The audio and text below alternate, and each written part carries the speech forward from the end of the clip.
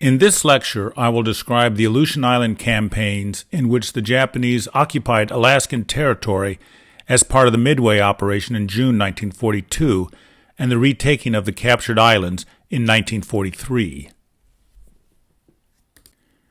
Before I delve into the Aleutian campaigns, I'd first like to give a brief pre-war history of the Aleutian Islands. As Secretary of State during President Andrew Johnson's administration, William Seward negotiated the purchase of Alaska from Tsar Alexander II of Russia for $7.2 million on March 30, 1867. This amounted to roughly 2 cents per acre. It was ridiculed in Congress at Seward's folly.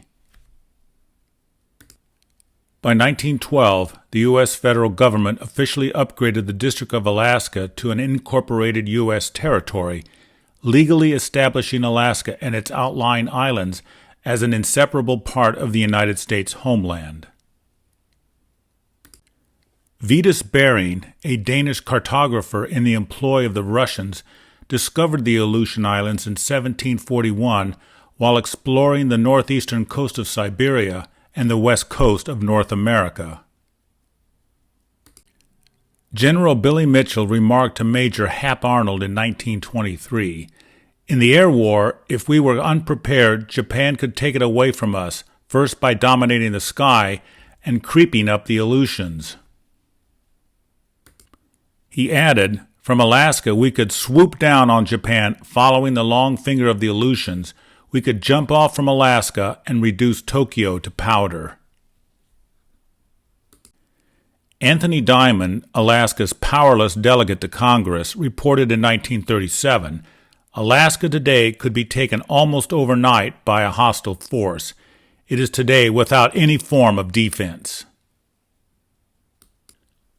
War Plan Orange was a series of United States Joint Army and Navy Board war plans for dealing with a possible war with Japan during the years between the First and Second World Wars. In the many color war plans conceived by the Joint Board, orange represented Japan and blue represented the United States. As originally conceived, Plan Orange was a plan for war with Japan as the only adversary and with no American allies. The plan anticipated a Japanese attack and blockade of the Philippines and other U.S. outposts in the Western Pacific. These garrisons were expected to hold out on their own while the Pacific Fleet marshaled its strength at bases in California and Hawaii and guarded against attacks on the Panama Canal. A direct attack on Hawaii was considered a possibility. After mobilization, the fleet would sail to the Western Pacific to relieve American forces in Guam and the Philippines. Afterwards, the fleet would sail north for a decisive battle against the Imperial Japanese Navy's combined fleet and then blockade the Japanese home islands and win the war. In 1907, Rear Admiral James Oliver imagined the Aleutians as War Plan Orange's northern flank in a Pacific-wide counteroffensive against Japan. Famed Navy strategist Alfred Thayer Mahan advocated the Aleutians as the U.S. Pacific Fleet's offensive axis in a hypothetical war against Japan. In the 1930s, Major General Stanley Embick did not think the Philippines were defensible and would ultimately fall to the Japanese. He recommended scrapping War Plan Orange and falling back to what he called the strategic triangle of Alaska, Hawaii, and Panama as America's absolute defense zone.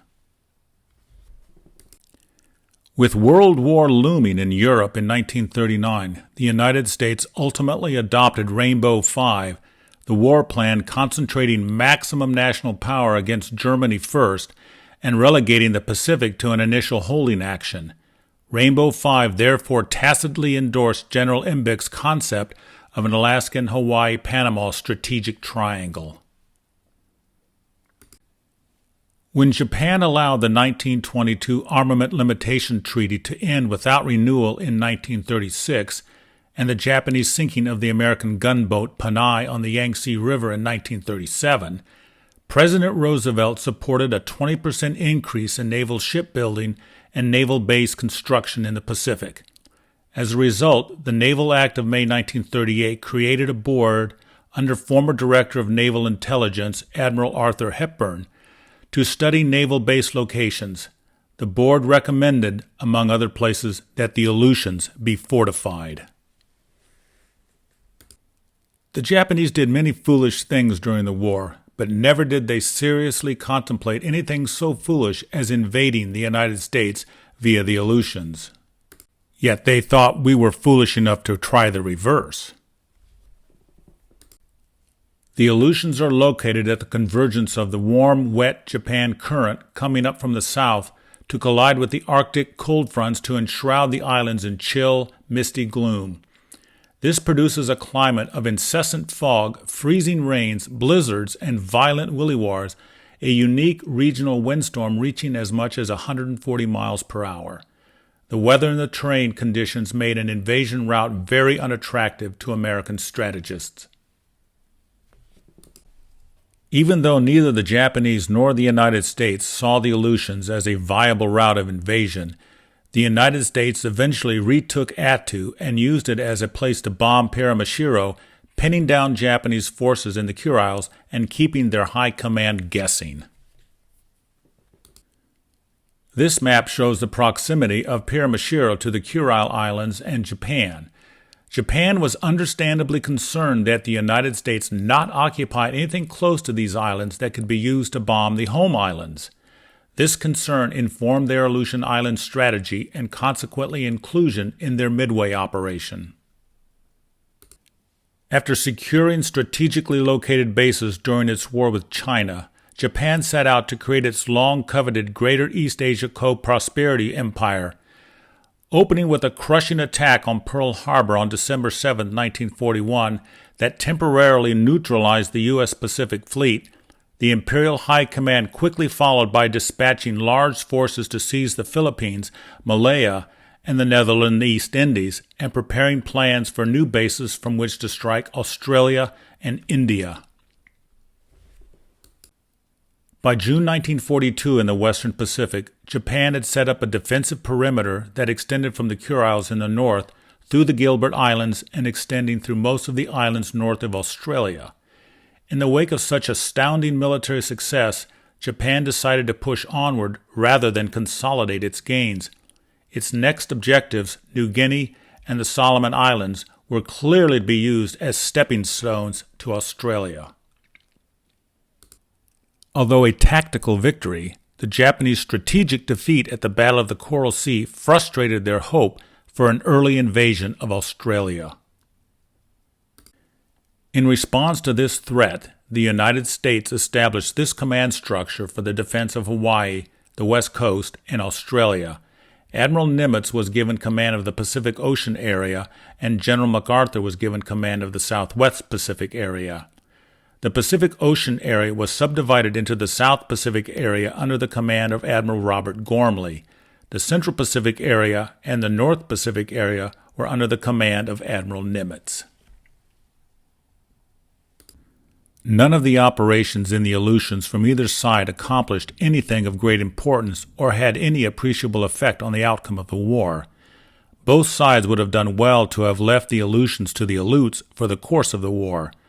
The only reason that the Americans spent any time or treasure in the Aleutians was because of Admiral Yamamoto's expansive mood in early 1942 and attacked Dutch Harbor as part of his overall plan to take Midway. Following their strategic defeat in the Battle of the Coral Sea in May 1942, the Japanese began an overland march along the Kokoda Tract to take Port Moresby, their original objective in the Coral Sea battle. After their defeat by the Australian Army at Kokoda, the Australians and the Americans began the slugfest to take the last Japanese position on the Papuan Peninsula at Buna. A few weeks later, in August, the 1st Marine Division landed on Guadalcanal and Tulagi that began a bloody 6-month campaign to oust the Japanese from the Lower Solomons. These dual campaigns, Buna and Guadalcanal, were deemed strategically more important than the Aleutians and competed for resources on both sides.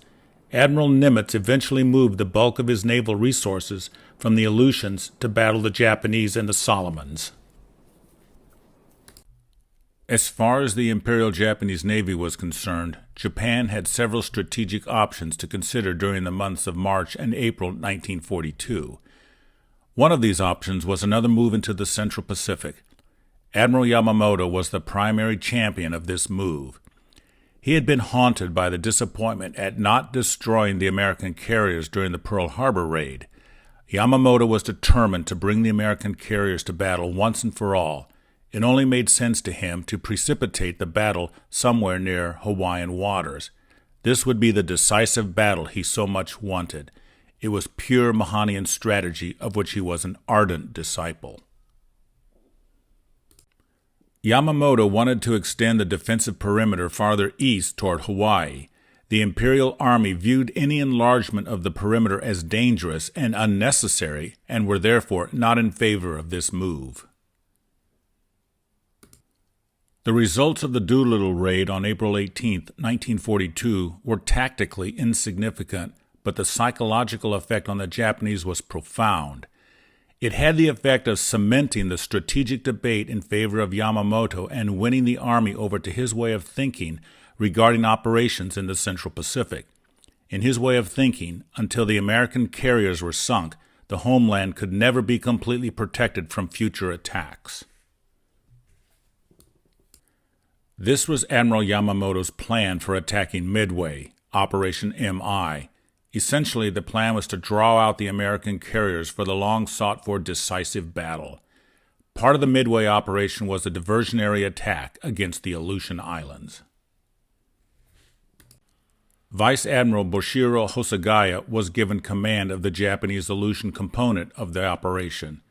This task force consisted of 3 components. The second mobile force consisted of 2 light carriers whose objective was to strike Dutch Harbor on June 3rd to coincide with the strike on Midway.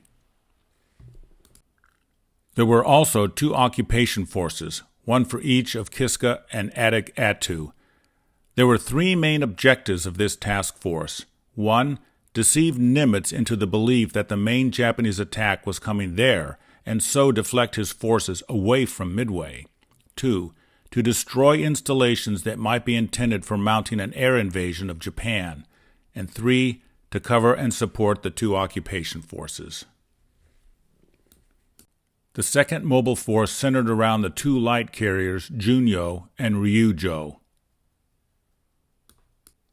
On February 4, 1941, the Alaska Defense Command was established under the command of Brigadier General Simon B. Buckner.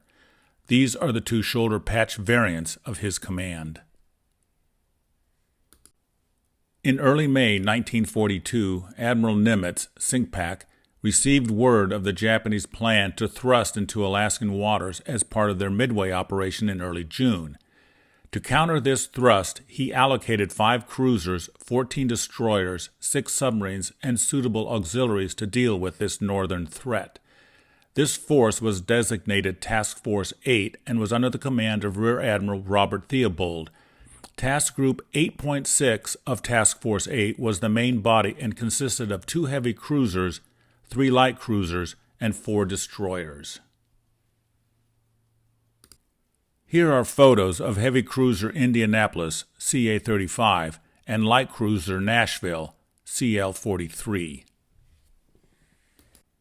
The Japanese had no intention of occupying anything east of Adak. There was no plan for invading the Alaskan mainland, Canada, or the United States. The Aleutian section of the Midway operation, apart from its diversionary aspect, was essentially defensive. Its object was to prevent the United States from invading Japan from this outpost. This was the diversionary attack plan of the Northern Area Force. The Japanese code name for the Aleutian component of the Midway operation was AL. The carrier task force departed first from Ominato on May 25th, sailing due east. The Kiska force sortied next on the 27th and refueled at Paramashiro before heading for its destination. The Adak Attu force sortied the next day and steamed slowly in order to keep roughly even with the Kiska force. During the early morning hours of June 3rd, the 2nd Mobile Force, Daini Kidubutai, made its fast run toward Dutch Harbor. Dutch Harbor is located on the north side of Unalaska Island. Here is a photo of pre-war Dutch Harbor on an uncommonly clear day. By nothing more prosaic than foggy weather, ships of the Japanese carrier force eluded American search planes that had been out looking for them all night. They also penetrated the line of picket boats without being detected. When the Japanese carriers reached a point 165 miles south of Dutch Harbor at 0250 hours, they launched their strike. Because of the fog, all of Junyo's planes turned back halfway to their target. Ryujo's planes, 9 bombers and 3 fighters, got through and found good weather with a 10,000-foot cloud ceiling over Dutch Harbor. Ryujo's planes had no difficulty finding their targets, including the tank farms, radio station, army barracks, and moored Catalinas.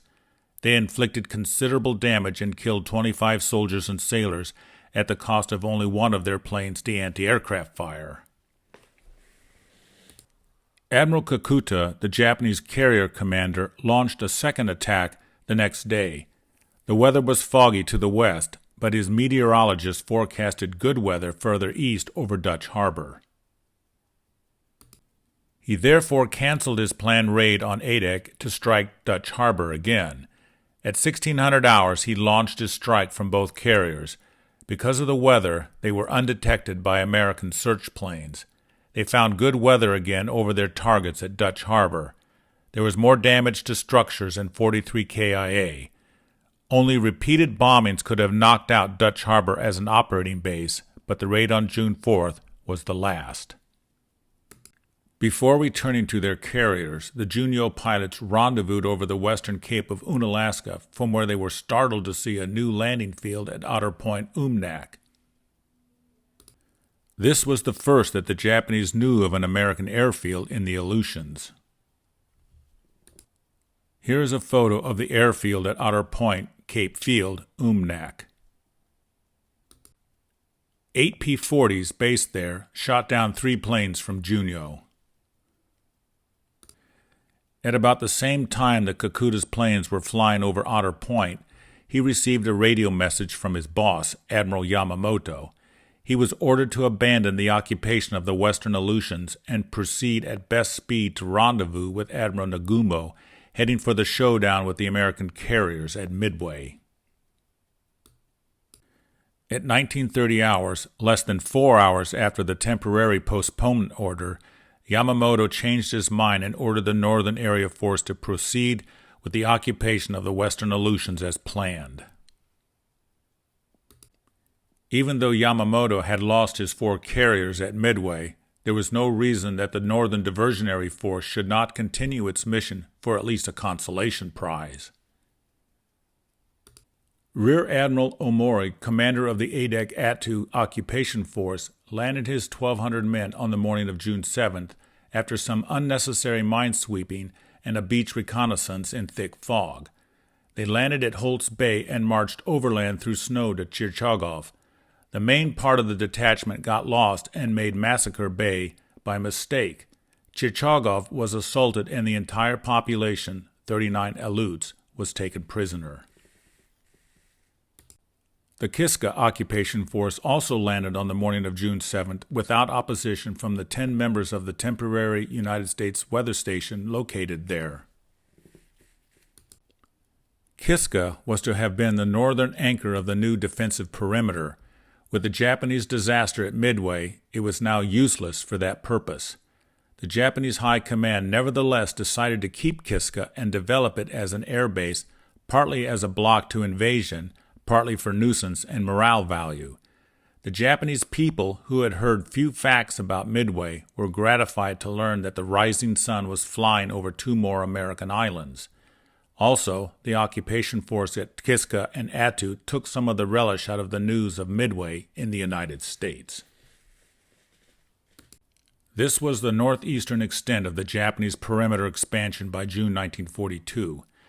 The expansion was finally stopped after Midway. The Americans would begin to push it back starting at Guadalcanal and farther still with the occupation of the Aleutians in 1943. Distance and weather hampered American operations as they did for the Japanese. All supplies for American forces had to come from Seattle, and that meant a flight of 1,742 miles or a sea voyage of 1,957 miles to get reinforcements and materiel up to the Aleutians. Any offensive plan by either side was more than likely to be smothered by the Alaskan weather, as the season of almost constant fog begins in June. Thus, conditions were perfect for a stalemate, and that is what there was for a period of 9 months. In June, the Americans staged 2 bombing offensives against Kiska with Navy PBYs and Army bombers. Although losing a few ships and planes, the Japanese were not greatly hampered by these raids. On the last day of June, Admiral Hosagaya led a formidable task force containing carriers Zuikaku, Ryujo, Junyo, and Zuhio from Ominato to protect a convoy bringing reinforcements to Kiska. It successfully delivered 1,200 men to the garrison, a 100% reinforcement. On July 4th, U.S. submarines successfully attacked and sank Japanese destroyers and cargo ships bringing supplies to the garrison at Kiska. In August, when the Guadalcanal campaign began, Admiral Nimitz pulled all fleet submarines out of the North Pacific. Japanese submarines accomplished nothing in the Alaskan waters. Admiral Yamamoto withdrew his 4 carriers and other capital ships southward on July 7th and 8th to the South Pacific, the main theater during the second half of 1942. Admiral Hosagaya was left with only a skeletal naval force. To defend the island, he began to construct an airstrip. After Yamamoto pulled out his carriers, Japanese air strength in the Aleutians was never any obstacle to American air or sea power. In the end, from a purely military point of view, it would have been wiser in the long run to have left the Japanese in Kiska and Attu alone to get frostbite on the muskeg, the Arctic equivalent to withering on the vine. But military strategists in Washington could not let them off so easily. They were needled by complaints of American soil being left in Japanese possession. Even granting that they had been a mere nuisance value in Japanese possession, the nuisance should be eliminated. There was little that Admiral Theobald could do with the few naval assets he had, and the incessant fog that enshrouded the islands made high-level bombing inaccurate. Another way had to be found to oust the Japanese. Despite the lack of naval assets, Admiral Theobald was ready to try a naval bombardment of Kiska. On July 18th, he hoisted his flag aboard USS Indianapolis. He sortied the following day with the strike force. Because of the fog, he had to postpone the bombardment on July 22nd and retired to the east. He returned on July 27th, groping through cream-thick fog off Kiska, and again canceled the bombardment and retired. It was too bad that he did not take a chance, because Kiska Harbor at the time was chock full of Japanese ships. Admiral Theobald eventually turned over command of Task Force 8 to Admiral William Smith. On August 7th, the same day the 1st Marine Division landed on Guadalcanal, Admiral Smith took Task Force 8 back to Kiska. The fog parted, revealing the harbor. The ships opened fire on Japanese positions and anchored ships in the harbor. The barracks on the north side of the harbor went up in smoke. Landing barges on the beach were reduced to pulp. A Mavis was sunk, and 2 other damaged beyond repair, leaving only 2 which were later withdrawn. A freighter crippled in an earlier torpedo attack was set afire, making it an easy target, and was sunk. There were only a few Japanese KIA.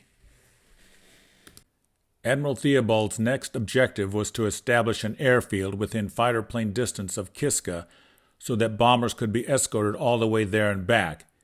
He chose Adak. The Army Air Corps wanted to place the airstrip on neighboring Tanaga, only 160 miles from Kiska. Admiral Theobald objected to Tanaga because it had no anchorage where supplies could be landed. He insisted on Edek, 50 miles further east, where there was an ample all-weather harbor. Both sides appealed to the Joint Chiefs of Staff.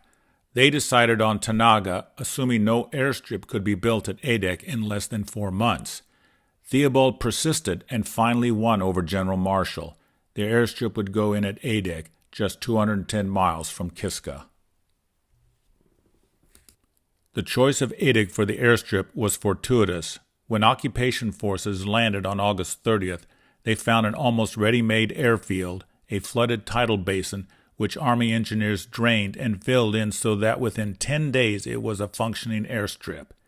On September 14th, the first Kiska-bound fighter-bomber strike flew off from Edek. Admiral Theobald's choice had been vindicated. In August, the Japanese High Command decided to abandon Attu and concentrate on Kiska as the better roadblock of the two islands. The entire garrison was transferred by transports and destroyers in 3 echelons between August 27th and September 16th. The Americans never suspected this move. Fall sets in early in these northern latitudes. By September 1st, it was too late to attempt the recapture of Kiska or Attu. As the long Arctic nights approached, it became more and more difficult to sustain a strategy of attrition. The imperative needs in the South Pacific drained the North Pacific of surface and air strength. By the end of October, Honolulu, Louisville, and St. Louis had gone south to fight for Guadalcanal. American occupation of Adak revived Japanese apprehension of an American plan to invade the Japanese home islands via the Kurils. Imperial headquarters decided to reoccupy Attu before the end of October. They also sent an additional 1,115 troops to Kiska in December. These troops might otherwise have been committed to Guadalcanal, the more important theater. The old military adage that he who defends everywhere defends nowhere may have applied to the Japanese plan to defend their expanding perimeter. Events would eventually prove this to be true. Amchitka, a big island with a good harbor 200 miles west of Adak and only 90 miles east of Kiska, was the next American objective. Aircraft based there could exploit small breaks in the weather. On January 12, 1943, a small army force landed at Constantine Harbor. As Amchitka was uninhabited, it was an unopposed landing. When the Americans moved into Amchitka, the Japanese realized that they must either abandon the Aleutians altogether or strengthen their garrisons, finish the airfields, and attack the enemy supply line.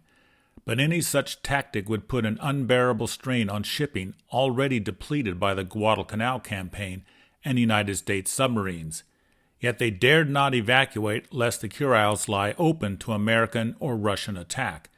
Imperial headquarters therefore decided on February 5th to hold the Western Aleutians at all cost and to carry out preparations for war in the Kurils.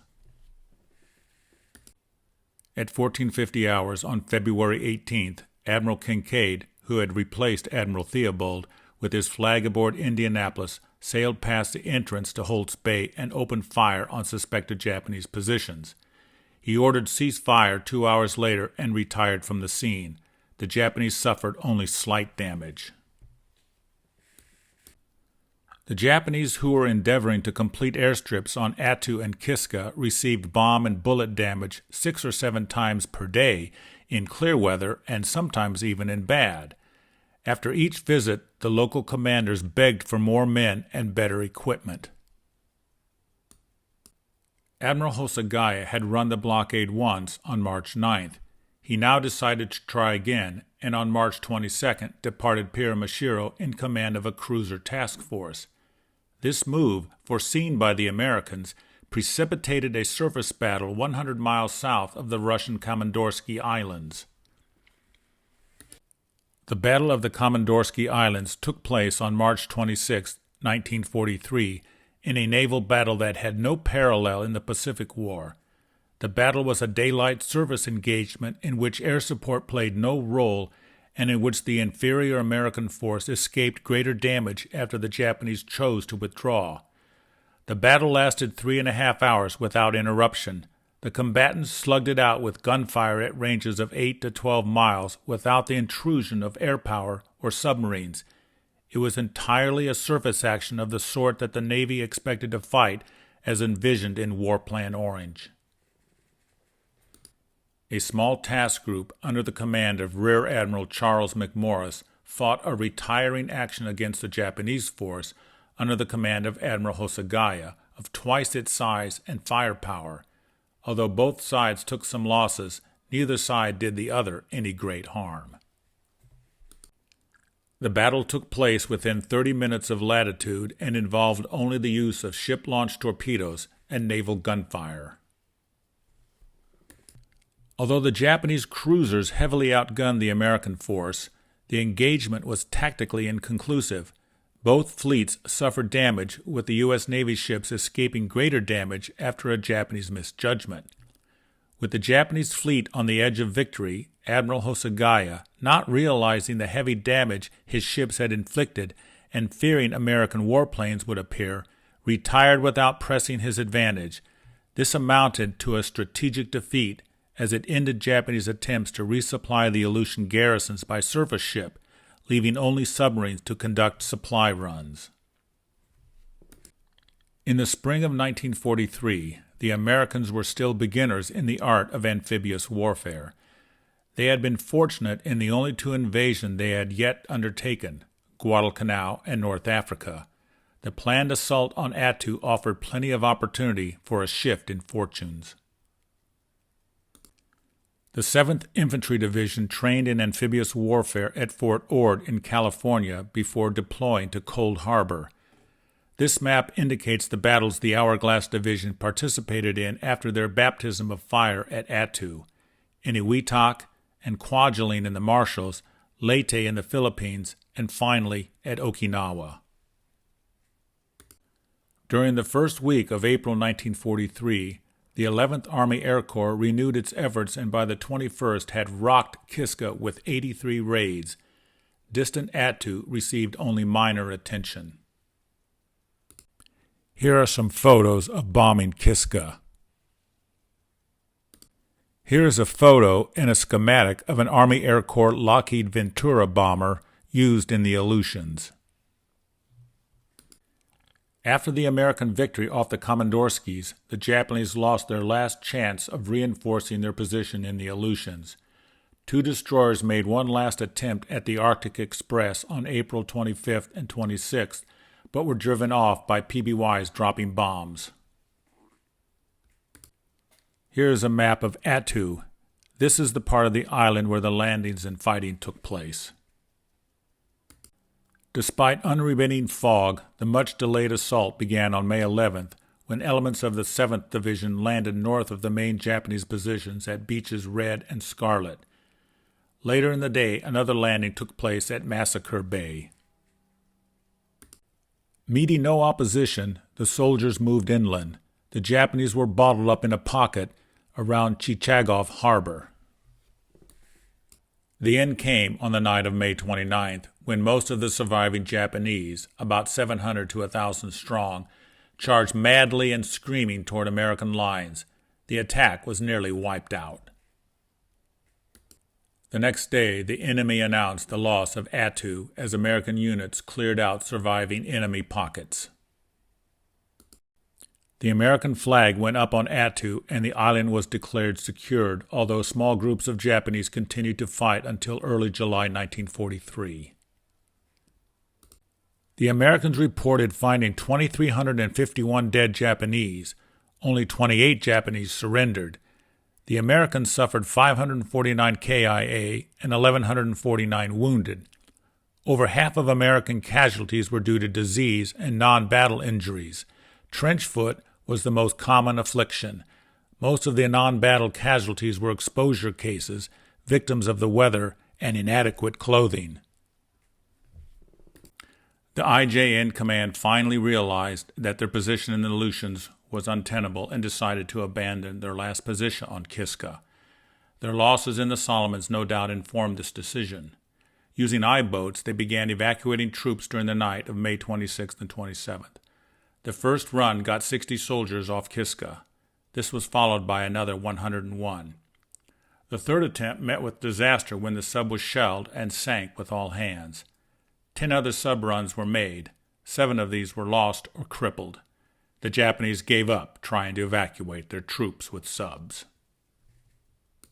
In February 1943, the Japanese had successfully evacuated 10,652 starving soldiers from Guadalcanal. They would now try to pull off the same thing at Kiska using cruisers. The Japanese used the same code for the operation, Key. They delayed the evacuation until they could count on foggy weather. On the night of July 21st and 22nd, they departed Piramashiro, skirting southeast to avoid American scout planes. On the morning of July 28th, a brisk northwest wind carried fog over the harbor, and word came that the evacuation ships would make port that afternoon. Late in the afternoon, the ships dropped anchor at Kiska and began the evacuation. In just 55 minutes, they managed to evacuate 5,183 troops and civilians. They raced west and reached Piramashiro on July 31st and August 1st without firing a shot. The secret remained a secret to the Americans for 3 weeks. It was the second time in 1943 that they had been completely fooled by a Japanese evacuation. One of the biggest mysteries of the war began on July 23rd when a Catalina on a reconnaissance mission reported multiple radar contacts. The pilot reported a contact on 7 vessels 200 miles southwest of Attu. Rear Admiral Robert M. Griffin commanded Task Group 16.17, centered around battleships Mississippi and New Mexico. Rear Admiral Robert C. Giffen commanded Task Group 16.7, a cruiser squadron. On the evening of July 25th, Admiral Giffen approached to within 80 miles southwest of Kiska. He then steamed west at full speed to intercept the 7 ships reported by the Catalina. At 7 minutes after midnight on July 26th, the Mississippi reported contacts 15 miles off her port bow. The other ships also reported contacts. 6 minutes later, the ships opened fire on the contacts. Oddly, there was no return fire. When Admiral Giffen ordered ceasefire at 0044 hours because the radar screens were clear of targets, the battleships had expended 518 rounds of 14-inch shell and the 3 cruisers 487 rounds of 8-inch. When dawn broke, Admiral Giffen circled back to the vicinity of the battle and launched a scout plane which found nothing, no ship, no debris, no wreckage, nothing but the cold gray surges of the North Pacific. The Battle of the Pips, as this episode came to be called, provoked much humorous and sarcastic comment. It was not one of the U.S. Navy's better moments. While Admiral Giffen was slugging it out with Phantoms, the Japanese evacuation force was loitering 500 miles south of Kiska and heading back to Piramashiro. U.S. intelligence estimated that Kiska was garrisoned by upwards of 10,000 Japanese. For Operation Cottage, the recapture of Kiska, the U.S. Army planned to use more than 34,000 soldiers, including 5,500 Canadians. Unlike Attu, Kiska was subjected to a heavy pre-invasion bombardment. The 11th Air Force dropped a total of 424 tons of bombs on Kiska during July. During the same month, a strong naval task force lobbed 330 tons of shells onto the island. The combined air and surface bombardment continued into August, interrupted only by bad weather. Departing from Adak, the staging area for the invasion, an amphibious force of nearly 100 ships moved toward Kiska, reaching the island early on August 15th. Unlike the dense fog experienced at Attu, the seas were strangely calm and the weather unusually clear. After threatening to land at Gertrude's Cove on Kiska's east side, the Americans went ashore on the west side. By 1600, a total of 6,500 troops were ashore. The next day, Canadian troops came ashore onto another beach farther north.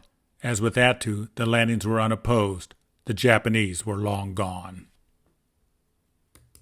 On August 24th, the island was declared secured, marking the end of the Aleutian Island campaign. Although interest in the theater waned, it was in the Aleutians that the Allies gained its first theater-wide victory in World War II, ending Japan's only campaign in the Western Hemisphere.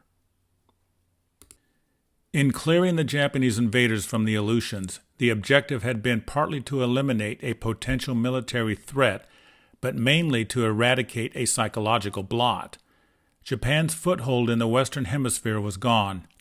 Starting in June 1942, the Japanese had threatened America's northern flank. 14 months later, the reverse was true, although the idea of using the Western Aleutians as stepping stones to Japan had no official approval.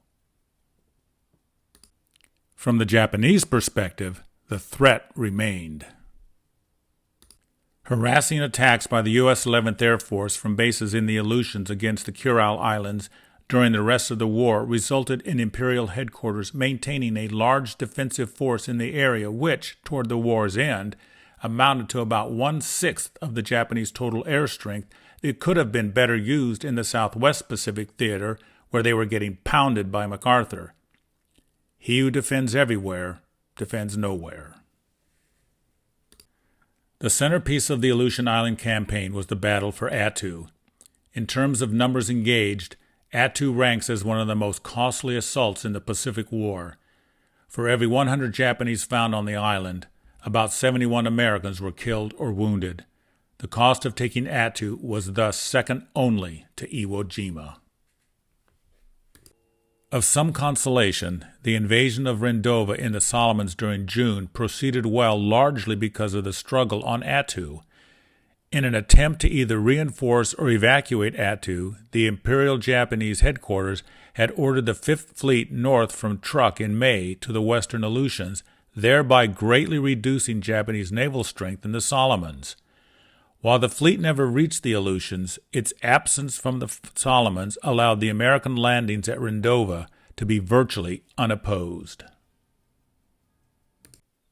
Stung by the brutal fight for Attu, Admiral Kinkaid sought to avert the same mistakes at Kiska. While the full-blown attack 3 months later upon the deserted island was an embarrassment, the detailed preparations for Kiska was well worth the effort.